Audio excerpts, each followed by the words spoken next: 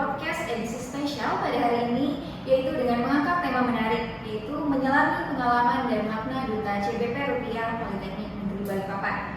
Sebelumnya, perkenalkan nama saya Rima Pujastuti sebagai moderator pada podcast kali ini. Dan tentunya saya tidak sendiri karena telah ditemani oleh narasumber kita pada hari ini. Oke, halo Mbak, selamat siang. Siang, Mbak. Gimana nih kabarnya? Alhamdulillah sih baik ya. Kebetulan habis selesai kelas kan? Bener banget siang-siang. Oke. Ada pepatah yang mengatakan tidak kenal maka tidak sayang ya. Oke, mungkin bisa nih dari mbak-mbaknya memperkenalkan dirinya, mungkin dari mbaknya. Oke, halo semuanya. Perkenalkan, nama saya Ida Dwi Nur Cahyani dari jurusan Bisnis Prodi Akuntansi Perpajakan. Saya merupakan Duta CBP 2025 dan meraih juara ketiga ini. Halo semuanya, perkenalkan saya Mulia Bergonadina. Saya dari jurusan bisnis dengan prodi akuntansi perpajakan. Di sini saya sebagai top 10 finalis Duta Muda CBP Rupiah tahun 2025. Baik. Halo semuanya, perkenalkan nama saya Sania Nurfadila. Saya dari jurusan bisnis prodi akuntansi perpajakan. Saya sendiri sebagai Duta Muda Cinta Bangga Paham Rupiah yang meraih juara harapan kedua di finalis tersebut. Oke, berarti pada podcast kali ini kita ditemani oleh ketiga mbaknya, yaitu ada Mbak Indah, Mbak Maurel, dan juga Mbak Sania. Nah, kembali ke tema podcast kita nih, yaitu menyelami pengalaman dan makna dari Duta CBP Rupiah Politeknik Negeri Balikpapan. Bisa nggak sih Mbak jelasin secara singkat aja apa sih program Duta CBP Rupiah itu? Baik, jadi sementara ini Bank Indonesia lagi ngadain program berlian. Jadi itu kita berkeliling ke kelurahan-kelurahan untuk mengedukasi. Jadi Bank Indonesia itu yang diedukasi itu ada anak-anak, ibu rumah tangga, sama remaja. Iya, jadi kita itu lingkupnya bukan hanya ke remaja-remajanya saja. Jadi kita lingkupnya tuh semuanya. Kita pergi ke kelurahan-kelurahan, kita ke kampus-kampus, kita ke sekolah untuk mengedukasi tentang cinta bangga paham rupiah. Benar, saya akan mengulangi dari jawaban teman duta saya. Latar belakang dari Duta Cinta Bangga dan Paham Rupiah adalah untuk mengedukasi masyarakat yang ada di Balikpapan tentang pentingnya cinta, bangga, dan paham rupiah. For your information, di Indonesia sendiri itu masih banyak yang belum memaknai bagaimana kita mencintai rupiah, bagaimana kita bangga dan serta paham rupiah. Maka dari itu, dari Bank Indonesia yang khususnya perwakilan Balikpapan membuat sebuah kompetisi yang dimana dari anak-anak muda yang diadu untuk menjadi duta muda dan menjadi edukator yang ada di Balikpapan. Oke, menarik banget ya ternyata program CBP Kuliah ini. Nah, kan kalian udah di posisi sekarang nih sebagai duta, pastinya kalian menjalani proses atau menghadapi proses. Bisa nggak sih diceritain nih gimana sih proses seleksi untuk jadi duta CBP Rupiah? Oke. Jadi kalau mulai dari saya ya, itu seleksinya lumayan lama banget dan kalau nggak salah pesertanya itu hampir 1.000 lebih. Habis itu diseleksi lagi menjadi 35. Jadi kami itu disuruh buat video. Kalau saya sih kalau untuk mau ikut lomba tuh harus ditekunin ya. Kalau saya setiap minggunya itu pasti take video. Jadi kalau sekitar 2 bulanan ada dapat 8 video. Selain itu juga ya persaingannya ketat ya. Usianya juga karena nggak dia anak-anak 19 tahun tapi ada yang udah 28, 24 seperti itu. Ya benar, jadi kita sebelum kita turun langsung nih untuk mengedukasikan tentang CBP Rupiah ke masyarakat, tentunya kita sendiri harus paham terhadap apa itu CBP Rupiah. Maka dari itu proses seleksi kita ini sangat panjang dan tentunya detail. Jadi kita disuruh buat video tentang pemahaman kita tentang CBP Rupiah, dan waktu itu saya membuat 4 video tentang cinta bangga paham rupiah. Untuk alurnya sendiri itu dimulai dari kita yang mengisi Google Form yang tentang perkenalan dari diri kita. Itu kalau nggak salah selama 1 menit. Lalu setelah diseleksi, diproses, dapatlah nih 35 besar finalis Duta Cinta Bangga Paham Rupiah dari babak penyisihan. Lalu dari 35 orang ini itu diseleksi lagi nih teman-teman dengan cara membuat video edukasi yang dipost di sosial media masing-masing. Nah, kalau dari saya sendiri, saya itu membagi menjadi 4. Ada tentang perkenalan tentang rupiah, karena orang-orang harus tahu dulu nih bagaimana itu rupiah. Jangan sampai mereka sudah mencintai tapi belum mengenali rupiah. Lalu video kedua saya itu berfokus tentang cinta rupiah. Bagaimana kita mengenali karakteristik, jangan sampai terjadi uang palsu yang berlebihan di sini. Lalu video ketiga saya itu mengenai bangga rupiah. Bagaimana kita tuh bangga bahwa di sana tuh ada pahlawan nasional, terus karakteristik budaya serta keindahan anekaragaman lainnya. Maka dari itu kita harus bangga rupiah. Dan yang terakhir video saya mengenai paham rupiah. Kita harus paham bertransaksi, paham berbelanja, serta paham berhemat dari rupiah. Lalu dan yang terakhir itu setelah 10 besar itu ada proses seleksi presentasi.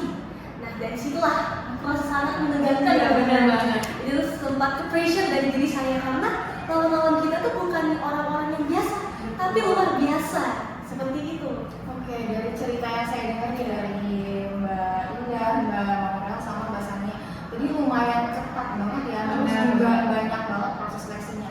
Nah itu kan berarti bertepatan dengan kita juga aktif-aktif kuliah ya Mbak? Betul. Oke. Gimana sih Mbak cara membagi waktunya gitu antara ikut seleksi CBP Rupiah sama ngimbangin untuk terus tetap kuliah?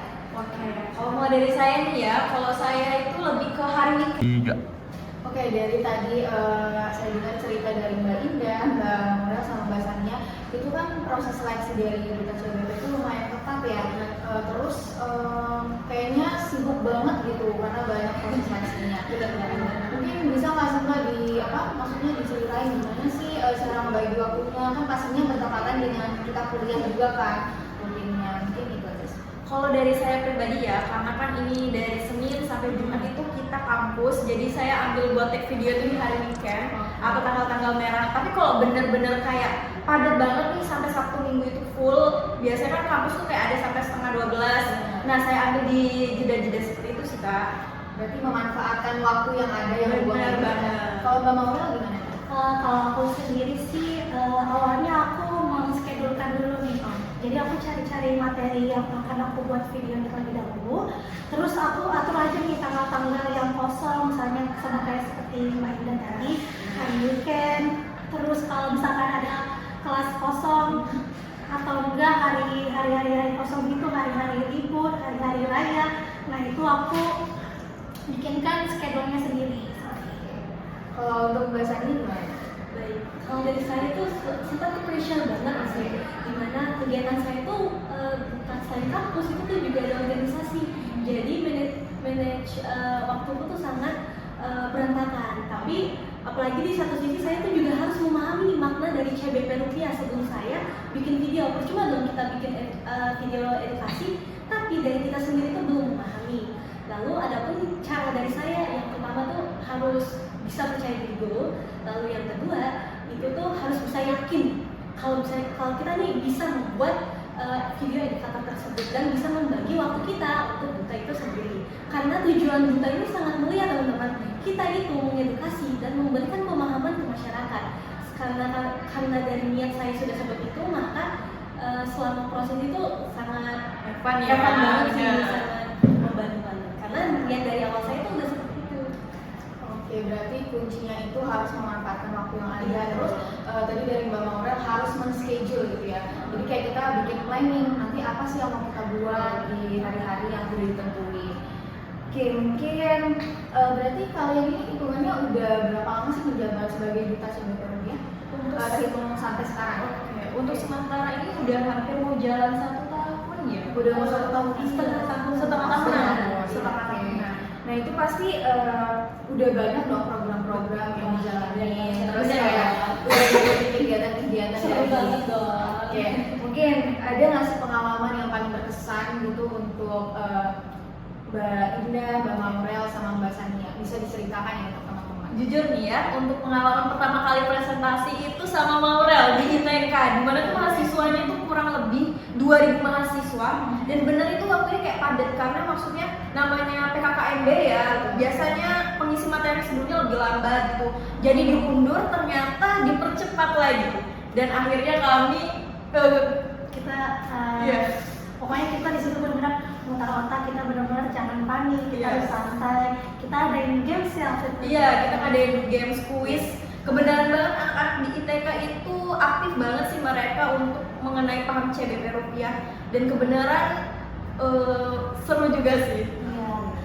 Terus itu kan waktu di TK kami itu misinya tuh di jam-jam tidur siang. Jadi gimana sih kayak pengalaman pertama kita edukasi, terus tuh di orang jam-jam orang ngantuk, mahasiswa ngantuk. Jadi kita harus benar-benar punya strategi nih, gimana caranya biar si mahasiswa ini bisa nangkap apa yang kita edukasikan, tapi dengan cara yang fun gitu. Jadi keseruannya itu di Karena mahasiswanya aktif juga. Di sana juga sempat ada trouble teknis aja sih, jadi di proyektornya tuh nggak nyambung. Tapi ya semua diatasin. Yang penting sih kalau kami mau ngisi materi tuh jangan panik sih. Karena yang bisa ngendaliin semua itu sugesti kita. Karena kalau sugesti kita udah kayak jelek, ya gitu pasti bakal gagal. Kalau bahasanya gimana nih? Kalau yang saya tahu beliau juga banyak banget isi materi-materi ya. Iya, benar banget. Saya mungkin mulai dari pengalaman tergong saya ya selama setahun. Jadi for information, kita tuh ngisi bukan pada saat ke mahasiswa aja atau kepada generasi muda aja teman-teman. Kita juga mengisi kepada ibu-ibu, ibu rumah tangga, anak-anak ataupun bapak-bapak gitu. Dan pada saat itu saya tuh pernah mengisi di kampung ngaji. Yang dimana kalau kalian tahu itu tuh umurnya random banget. Ada yang anak kecil, sekalinya anak kecil anaknya tuh yang 5 tahun 10 tahun, sekalinya orang dewasa ibu-ibu yang umur 40 tahun ke atas. Nah di situ tuh kita sebagai edukator harus bisa memposisikan bahasa kita agar para masyarakat itu bisa menyelesaikan, bisa paham gitu. Itu tuh pengalaman saya yang kayak harus putar otak gimana mereka nih paham tentang rupiah, bukan cuma cinta uang aja nih yang dia cinta gitu kan. Ya, apalagi kalau orang tua ini sensitif ya sifatnya, benar kan? Jadi ya keseruannya itu di waktu kita mensosialisasikan. Bener audiensnya. Berarti saat mengedukasi ya, Benar karena banget. kita mengedukasinya bukan cuma di usia yang sepantaran, tapi juga di segala generasi ya. Iya. Oke. Nah, pasti kan kalian menyematkan diri kalian sebagai edukator. Jadi kalian memberikan sosialisasi pemahaman terhadap masyarakat luas ini untuk memahami pentingnya cinta, bangga, dan paham rupiah. Nah, tentunya saat kalian menjalankan program-program yang ada, terus tergabung ke dalam program dari CBP sendiri, pastinya itu juga membangkitkan apa ya namanya, semangat, lalu namanya mengembangkan potensi yang ada pada diri kalian gitu kan. Nah, mungkin bisa nggak sih kalian ceritakan saat kalian mengikuti CBP rupiah nih, dampak positif apa sih yang kalian rasain secara pribadi ataupun ternyata impact-nya ini ke kampus juga gitu. Mungkin dari Mbak Indah bisa Kalau dari saya ya jujur saya juga orangnya ekstrovert. Jadi saya emang suka banget tampil di depan umum. Jadi buat saya ini untuk kedepannya bisa mengembangkan Poltek sih, bisa ikut serta juga. Aku udah tahu ini. Ya, kalau untuk saya sendiri, apa sih dampak positif yang saya dapat? Kalau untuk bagi diri saya sendiri, saya ini pribadinya berlawanan nih sama Indah. Introvert ya berarti ya.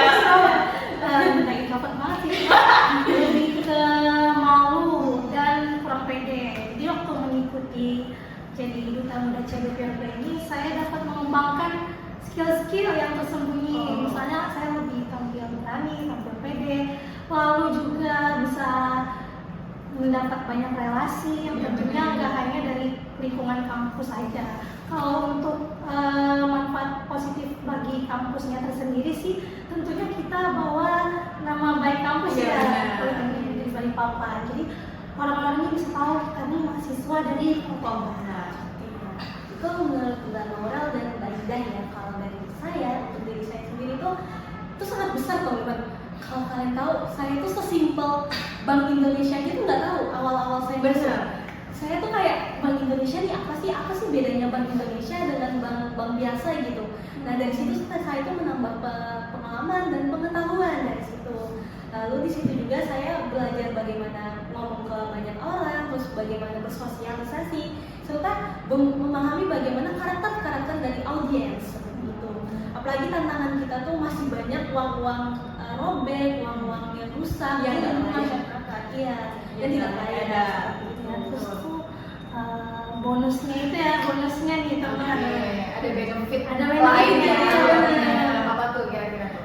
Nih Mbak Indah ini udah mulai endorse nih, udah mulai dapat Iya, endorse. itu sih karena kan kami kan ngedit ya, jadi kayak mungkin mereka tuh dapat peluang nih karena mungkin editan kita bagus, terus udah tahu nih kita punya privilege jadi duta CBP. Jadi kadang kami dapat kayak suruh review makanan atau kayak pakaian. Jadi kayak kami pakaiannya nggak beli tapi kayak dikasih, terus kayak promosiin aja ini dari misalnya dari Batik Sawo gitu. Terus Mbak Laura juga sudah mulai berjalan ini, kami semua sudah dapat kayak gitu. Endorsean banyak ya langsung ya. Oke. Kayaknya langsung menjadi selebgram nanti ya. Amin ya.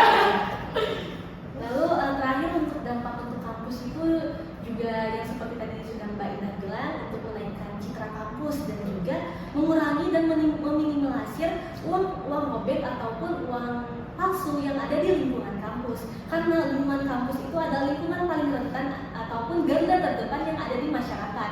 Makanya dari itu, dari lingkungan kampus dulu nih kita belajar cinta, bangga dan paham rupiah, baru kita terjun ke masyarakat. Seperti itu.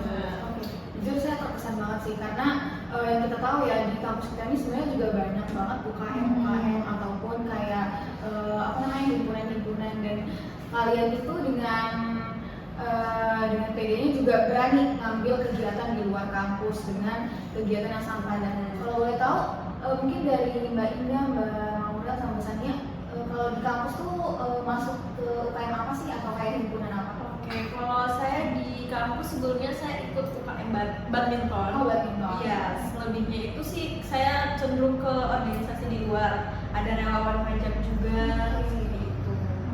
Kalau saya sendiri di kampus, saya mengikuti Forum Komunikasi Mahasiswa Politeknik Indonesia atau FKMPI ya. Kalau saya sendiri untuk kegiatannya itu kebetulan saya part time yang pertama, lalu yang kedua itu saya juga ikut organisasi himpunan mahasiswa jurusan bisnis, dan yang terus aktif juga nih sebagai duta nih, harus balance kan. Iya, benar-benar sih. Sama terakhir saya juga ikut kegiatan eksternal yaitu KSR Palang Merah Indonesia. Seru banget sih. Jadi maksudnya kita tuh sebagai mahasiswa tuh bukan cuma harus aktif di dalam kampus tapi di luar kampus Iya, juga. benar. Kita jangan sampai fokus di akademik aja nih, non akademik kita juga harus kita balancing juga. Seperti kata Pak Ferdi ya, kita juga berkembang bukan hanya di dalam ruangan aja, tapi di luar ruangan juga kita harus berkembang. Berarti Pak Ferdi ini sebagai apa sih? Benar. Menurut kalian tuh Pak Ferdi sebagai apa nih? Karena kayaknya Pak Ferdi ini memiliki nilai tersendiri Oke, ya. benar untuk banget. kalian. Kalau saya terima kasih banget sih sama beliau, karena kan saya ini sudah beberapa kali gagal duta, sempat kayak ngerasa kayak udah stop dulu gitu, mungkin di lain waktu, ternyata tapi beliau tetap suruh coba aja, tes dulu, ikutin prosesnya. Dan saya coba karena dorongan beliau yang selalu dukung kami tuh setiap minggu ya Bapak selalu ingetin, tag video, ini sudah sampai mana progresnya, seperti itu. Tapi di balik pribadi yang beliau yang selalu menyuruh kita untuk tag video tiap minggu, tapi di situ kita mendapat apa ya, Rasa disiplin lah, rasa istilahnya. disiplin, terus kita juga menjadi pribadi yang lebih konsisten dan juga teratur ya. Seperti itu. Banyak banget sih, selain sebagai dosen menurut saya dia tuh sebagai Benar. motivator dalam hidup saya. Betul, Kayak berdampak sih. bener, apalagi selama proses duta tuh beliau tuh selalu menanyakan kayak gimana progresnya, Bener. gimana latihan presentasinya, kayak kita tuh benar-benar didampingin oleh beliau seperti itu. Oke, mungkin ada pesan yang ingin disampaikan nih. Oke. Boleh. Boleh saja. Pak Ferdi ya sebagai bisa dibilang sebagai pembimbing kalian gitu ya dalam. Berarti kesan-pesan saya untuk Pak Ferdi sendiri ya. Iya. Kesan-pesan saya untuk Pak Ferdi sendiri, ya mungkin sering ngerasa terpressure ya kepada Bapak. Saya itu sering ngerasa terpressure atas ambisi-ambisinya seperti itu. Akan tetapi itu yang membuat saya mendorong tetap terus maju. Dan ya sampai sekarang ini saya berkembang dan saya menjadi duta berkat dari dorongan beliau. Seperti itu. Oke, jujur seru banget sih pembicaraan pada hari ini karena pengalaman kalian tuh kayak seru banget jujur, karena untuk apalagi terlebih menjadi edukator itu kan kita kan nggak bisa sembarang untuk ngomong ke depan di depan orang umum gitu kan, karena kita juga harus menyesuaikan watak ataupun karakter dari pendengar kita juga. Nah, ternyata sangat amat tidak terasa kita ini udah berada di ujung sesi ya. Karena jujur saya ingin banget nanya lebih dalam sih terkait Duta CBP Rupiah ini. Mungkin nanti kita bisa tanya-tanya di belakang kamera ya. Oke, Gimana sih? Oke, saya sebelumnya mengucapkan terima kasih kembali kepada tiga narasumber kita pada hari ini, yaitu ada Mbak Linda, ada Mbak Maurel, sama Mbak Sania. Semoga insight dan pengalaman yang udah mereka bagikan nih dapat menginspirasi bagi para penonton pada hari ini. Mungkin sekian dari kami, akhiri podcast pada hari ini. Pesan dari saya adalah teruslah berani berkembang dan berproses menjadi mahasiswa yang tidak hanya aktif di dalam kampus, tetapi juga berani aktif di luar kampus. Saya Rima Pujiastuti selaku moderator pada hari ini, pamit undur diri. Wassalamualaikum warahmatullahi wabarakatuh.